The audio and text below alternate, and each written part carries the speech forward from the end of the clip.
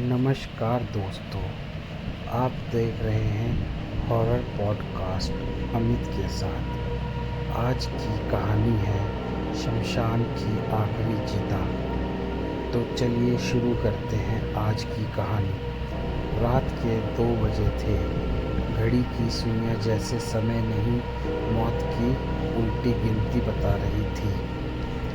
गांव के बाहर लगभग 200 साल पुराना शमशान, जहां सूरज ढलने के बाद कोई जाने की हिम्मत नहीं करता था।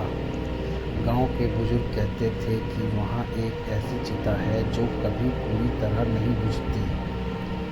उसकी आग दिखाई तो देती है, लेकिन उसके पास जाने वाला इंसान कभी पहले जैसा लौटकर नहीं आता।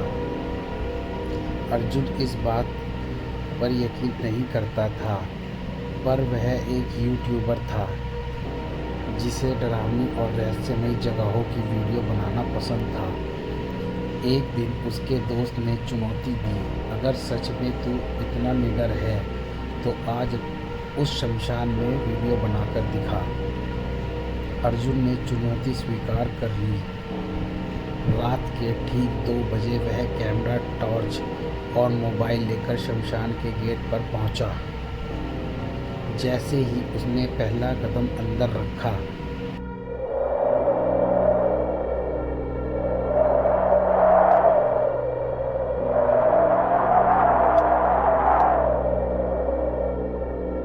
ठंडी हवा का एक तेज झोंका आया। पेड़ों की सूखी डालियां आपस में टकराने लगी। दूर कहीं उल्लू की आवाज गूंजी।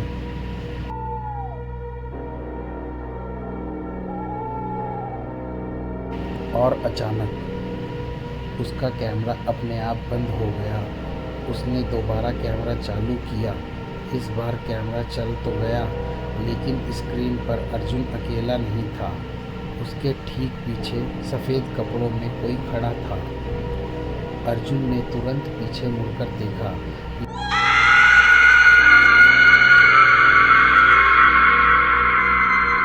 लेकिन वहाँ कोई नहीं था।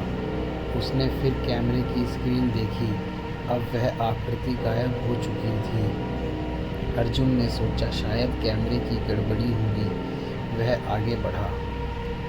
कुछ ही दूर उसे एक चिता जलती दिखाई दी, लेकिन अजीब बात यह थी, आग जल रही थी पर लकड़ियां बिल्कुल नहीं जली। और तभी उस चिता के पास बैठी एक परछाई धीरे धीरे उसकी तरफ मुड़ी। उसका चेहरा दिखाई नहीं दे रहा था, लेकिन उसकी आवाज़ साफ सुनाई दी, बहुत देर कर दी आने में, हम तुम्हारा इंतज़ार कर रहे थे। अर्जुन के हाथ से टॉर्च छूट गई और उसी पल पूरा शमशान अंधेरे में डूब गया।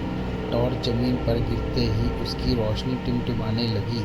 अर्जुन का गला सूख चुका था।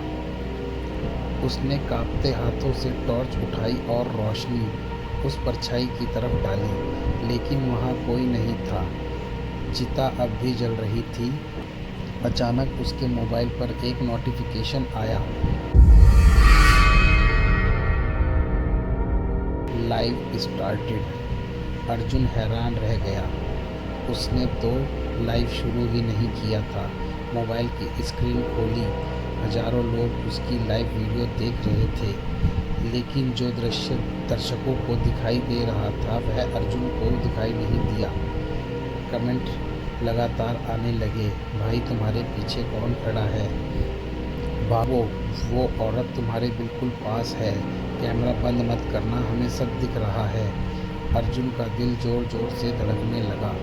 उसने धीरे धीरे गर्दन घुमाई, पीछे कोई नहीं था। तभी मोबाइल की स्क्रीन पर उसने देखा एक सफ़ेद साड़ी पहने औरत उसके कंधे के पीछे खड़ी मुस्कुरा रही है।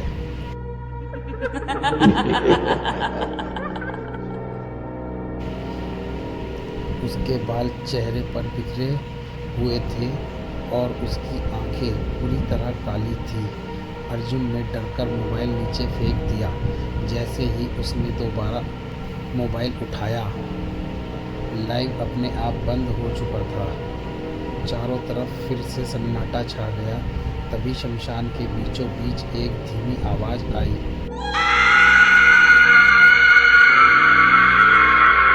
अगर सच जानना है तो उस पीपल के पेड़ के नीचे दबी हुई राख को खोदो। अर्जुन ने टॉर्च की रोशनी उस दिशा में डाली। पुराना पीपल का पेड़ हवा के बिना ही हिल रहा था। उसकी एक मोटी डाल से एक टूटी हुई रस्सी लटक रही थी और पेड़ के नीचे ताजे पैरों के निशान बने हुए थे, ऐसे निशान जो सीधे उसी की तरफ आ रहे थे। अर्जुन ने कांपते हुए पहला कदम आगे बढ़ाया। उसे बिल्कुल अंदाज़ा नहीं था कि राख के नीचे सिर्फ एक राज नहीं बल्कि पिछले 50 सालों से दफन एक भयानक श्राप उसका इंतजार कर रहा था। अर्जुन ने कांपते हाथों से पास पड़ी एक सूखी लकड़ी उठाई। उसने पीपल के पेड़ के नीचे जमीन राख को धीरे धीरे हटाना शुरू किया।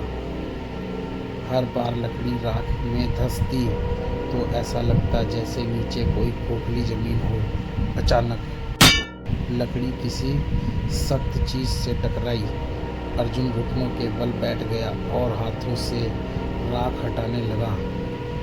कुछ ही पलों में उसे एक पुराना लोहे का डिब्बा दिखाई दिया। डिब्बे पर मोटी जंग जमी हुई थी। उसके ऊपर लाल रंग से सिर्फ एक शब्द लिखा था, मत खोलना। अर्जुन कुछ सेकंड तक उसे देखता रहा। फिर मन में आया, इतनी दूर आया हूँ, अब पीछे क्यों हटूँ। उसने धीरे धीरे डिब्बे का ढक्कन उठाया। ढक्कन खोलते ही बर्फ जैसी ठंडी हवा का तेज झोंका निकला। टॉर्च की रोशनी एक पल के लिए बुझ गई। जब रोशनी वापस आई, डिब्बे के अंदर एक पुरानी काले सफ़ेद तस्वीर रखी थी।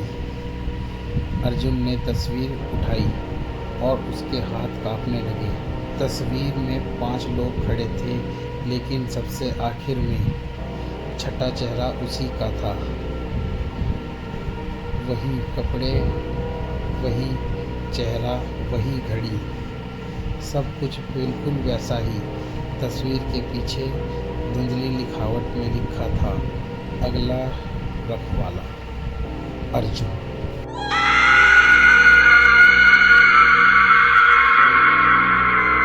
अर्जुन घबरा गया। ये कैसे हो सकता है? मैं तो आज पहली बार यहाँ आया हूँ। तभी पीछे से किसी ने धीमी आवाज़ में कहा, तुम पहली बार नहीं आए, तुम वापस आए हो। अर्जुन ने झटके से पीछे देखा। इस बार उसके सामने लगभग 70 साल का एक बूढ़ा खड़ा था। उसकी आंखों में अजीब सी चमक थी। वह बोला, हर 50 साल बाद शमशान अपना नया रखवाला चुनता है।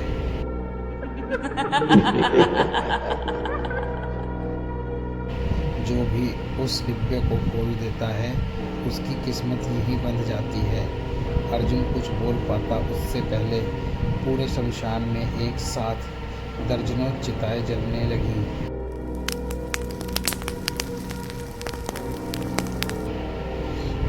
हर चिता की आग में उसे एक ही चेहरा दिखाई दे रहा था, अपना चेहरा।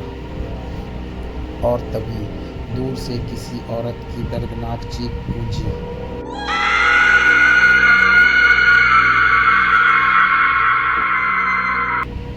भागो, अभी भी समय है। औरत की चीख पूरे शमशान में गूंज उठी, भागो, अभी भी समय है। अर्जुन ने बिना कुछ सोचे दौड़ लगा दी, लेकिन जितना वह भागता उतना ही उसे लगता कि वह उसी जगह पर खड़ा है। चारों ओर वही जलती हुई चिताएं, वही पीपल का पेड़ और वही बूढ़ा जो अब जोर जोर से हंस रहा था। अर्जुन चिल्लाया, तुम कौन हो? मुझे यहाँ क्यों लाए हो? बूढ़े ने अपनी लाठी जमीन पर मारी। अचानक शमशान की सारी आग एक साथ बुझ गई। चारों तरफ घना अंधेरा छा गया।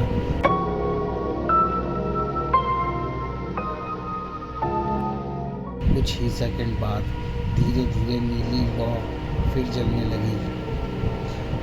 उस लौ की रोशनी में बूढ़े का चेहरा साफ दिखाई दिया। उसका आधा चेहरा जला हुआ था और उसकी आंखें बिल्कुल सफ़ेद थी।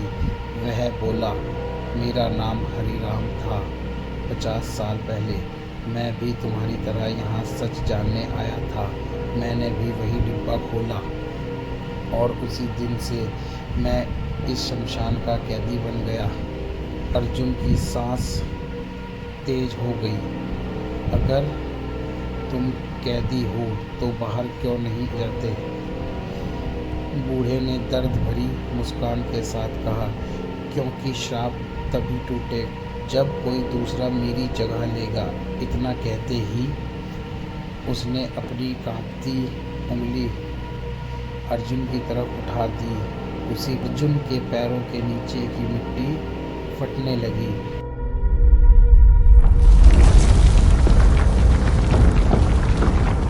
राख के अंदर से दर्जनों काले हाथ बाहर निकले और उसके पैरों को पकड़ लिया। अर्जुन पूरी ताकत से छूटने की कोशिश करने लगा, लेकिन वे हाथ उसे धीरे धीरे जमीन के अंदर खींच रहे थे।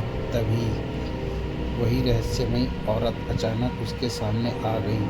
उसने सफ़ेद साड़ी पहन रखी थी, लेकिन इस बार उसकी आंखों में डर था। उसने जल्दी से अर्जुन के हाथ में एक पुराना तावीज़ रख दिया और फुसफुसाई, अगर जिंदा रहना है तो सूरज निकलने से पहले मंदिर की घंटी बजानी होगी, वरना अगली चिता तुम्हारे नाम की जलेगी। इतना कहकर वह औरत धुएं में बदल गई और उसी क्षण दूर पूर्व दिशा में मुर्गे की पहली बांग सुनाई दी। लेकिन सूरज निकलने में अब भी कुछ मिनट बाकी थे। मुर्गे की पहली बांग सुनते ही अर्जुन ने तावीज़ को अपनी मुट्ठी में कसकर पकड़ लिया। जैसे ही तावीज़ उसकी हथेली से लगा, राख में से निकले काले हाथ एक एक करके पीछे हटने लगे। अर्जुन ने पूरी ताकत लगाई और खुद को उनकी पकड़ से छुड़ा लिया। वह बिना पीछे देखे शमशान के मुख्य रास्ते की ओर दौड़ पड़ा।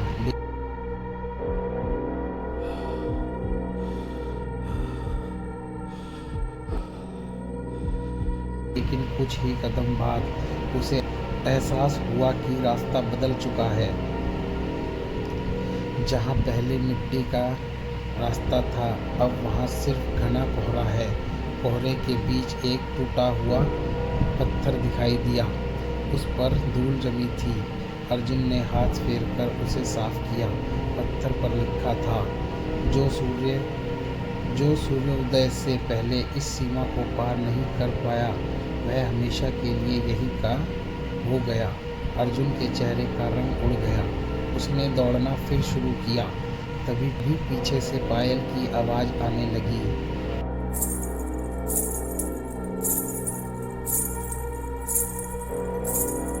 आवाज़ हर पल उसके और करीब आती जा रही थी। उसने हिम्मत करके पीछे देखा। सफ़ेद साड़ी वाली वही औरत इस बार ज़मीन पर नहीं चल रही थी। वह हवा में तैरते हुए उसकी ओर बढ़ रही थी। लेकिन उसके चेहरे पर अब गुस्सा नहीं था। वह बार बार एक ही बात कह रही थी, मंदिर जल्दी पहुँचो, देर मत करो। उसी समय पीछे से बूढ़े हरिराम की भयानक हंसी गूंजी।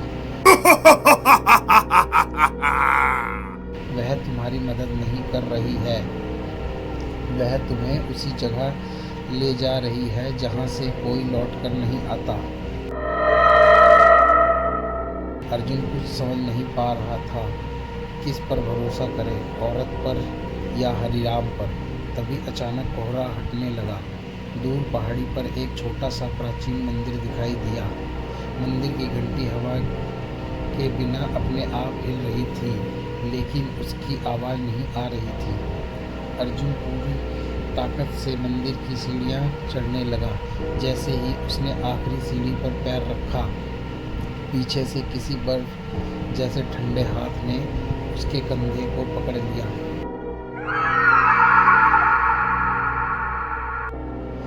धीरे धीरे वह हाथ उसकी गर्दन की ओर बढ़ने लगा और फुसफुसाहट उसके कानों में गूंजी, अगर घंटी बजाई तो सिर्फ श्राप नहीं टूटेगा, एक ऐसा राज भी जाग उठेगा जिसे 100 साल पहले दफना दिया गया था।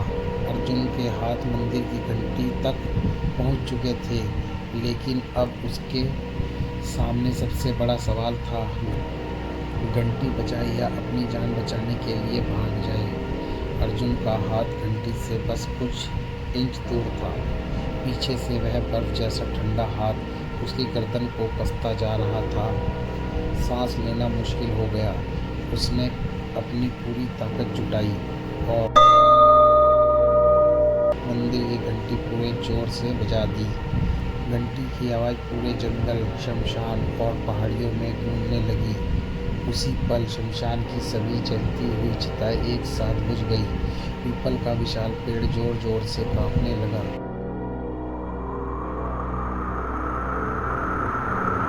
जमीन हिलने लगी और मंदिर के सामने लगी भगवान की प्राचीन मूर्ति की आंखों से प्रकाश निकलने लगा। अर्जुन के गले पर रखा वह ठंडा हाथ अचानक गायब हो गया। दूर खड़ा हरिराम दर्द से चीखने लगा।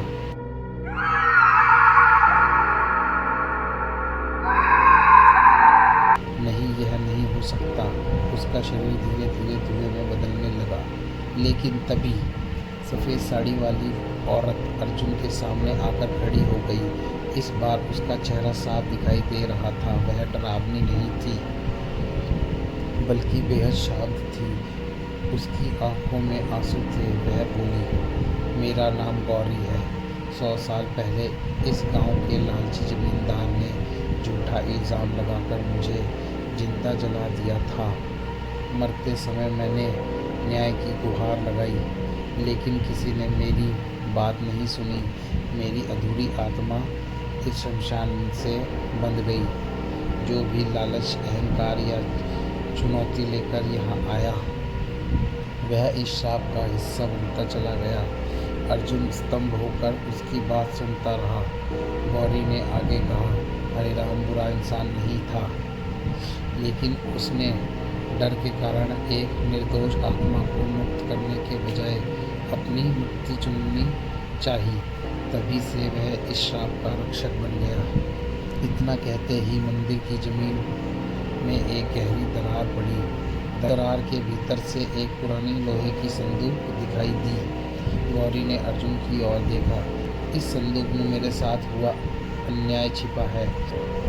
अगर इसे दुनिया के सामने ले आए तो मेरा श्राप हमेशा के लिए समाप्त हो जाएगा। लेकिन याद रखना, सच को बाहर लाने की कीमत हमेशा बहुत बड़ी होती है। अर्जुन ने कांपते हाथों से संदूक की ओर कदम बढ़ाया और जैसे ही उसने उसका ढक्कन छुआ, पूरे मंदिर की दीवारों पर खून से एक ही वाक्य उभर आया,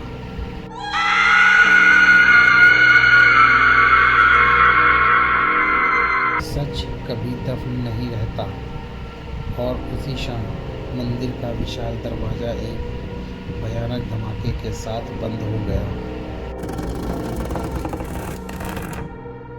अर्जुन ने पूरी ताकत से उसे खोलने की कोशिश की, लेकिन दरवाजा जैसे पत्थर का पहाड़ बन चुका था। पीछे मुड़कर देखा तो गौरी उसी संदूक के पास खड़ी थी। उसने धीमी आवाज में कहा, अब वापस जाने का रास्ता नहीं है। या तो सच आज़ाद होगा या फिर तुम इस शमशान के अगले रखवाले बन जाओगे। अर्जुन ने गहरी सांस ली और संदूक का ढक्कन पूरी तरह खोल दिया। ढक्कन खुलते ही मंदिर के अंदर तेज सुनहरी रोशनी फैल गई, लेकिन उस रोशनी के बीच एक पुरानी डायरी, कुछ टूटी हुई चूड़ियाँ और एक चांदी का मंगलसूत्र रखा था। डायरी के पहले पन्ने पर लिखा था, मैं रघुनाथ, इस गांव का जमींदार, आज अपना सबसे बड़ा पाप लिख रहा हूँ। अर्जुन कांपते हाथों से पढ़ने लगा। उसमें लिखा था, गौरी निर्दोष थी, उसने कोई जादू टोना नहीं किया था, मैं उसकी ज़मीन हड़पना चाहता था। जब उसने मना किया तो मैंने पूरे गांव के सामने उसे डायन घोषित कर दिया। लोगों ने मेरी बात पर यकीन किया और उसे जिंदा जला दिया। उस दिन से हर रात मुझे उसकी चीखें सुनाई देती है। अगर यह डायरी कभी किसी के हाथ लगे तो पूरी दुनिया को सच बता देना। डायरी पढ़ते ही मंदिर की दीवारें जोर जोर से कांपने लगी।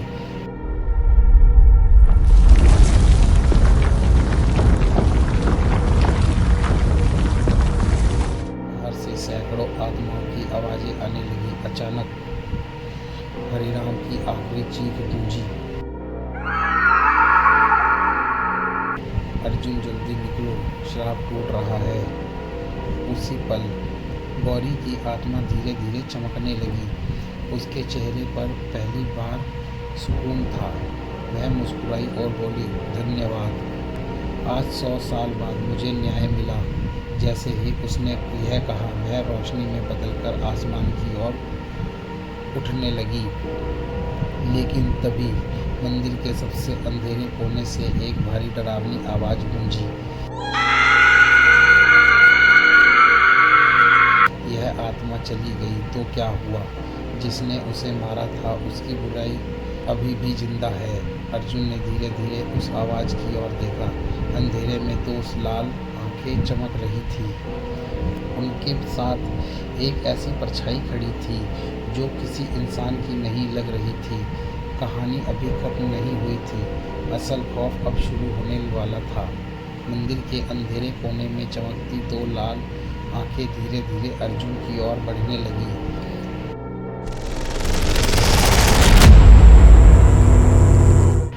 हर कदम के साथ पूरा मंदिर कांप रहा था। अर्जुन ने कांपते हाथों से डायरी और ताबीज कसकर पकड़ लिया।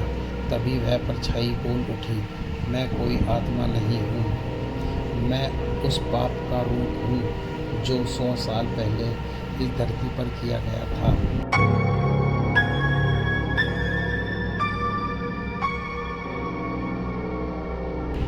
अचानक वह धुएं का एक विशाल काला साया बनकर अर्जुन पर टूट पड़ा।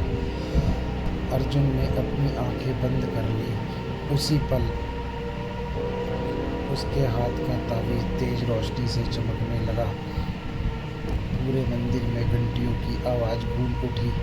गौरी की आत्मा एक बार फिर प्रकाश बनकर प्रकट हुई। उसने अर्जुन से कहा, डरो मत, सच कभी हारता नहीं। अर्जुन ने पूरी ताकत से जमींदार की डायरी उस काली परछाई की ओर उठा दी। जैसे ही डायरी की रोशनी उस पर पड़ी वह दर्द से चीखने लगी।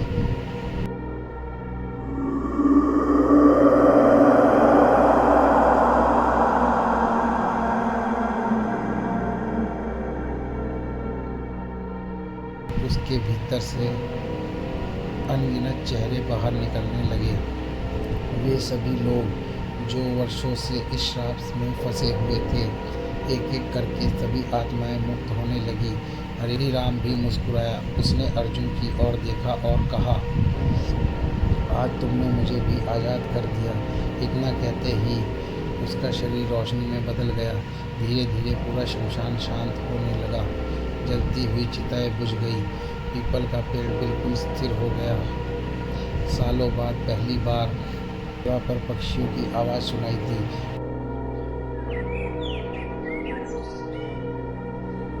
मंदिर का विशाल दरवाजा अपने आप खुल गया। बाहर सुबह की पहली किरणें फैल चुकी थी। अर्जुन ने पीछे मुड़कर आखिरी बार शमशान को देखा।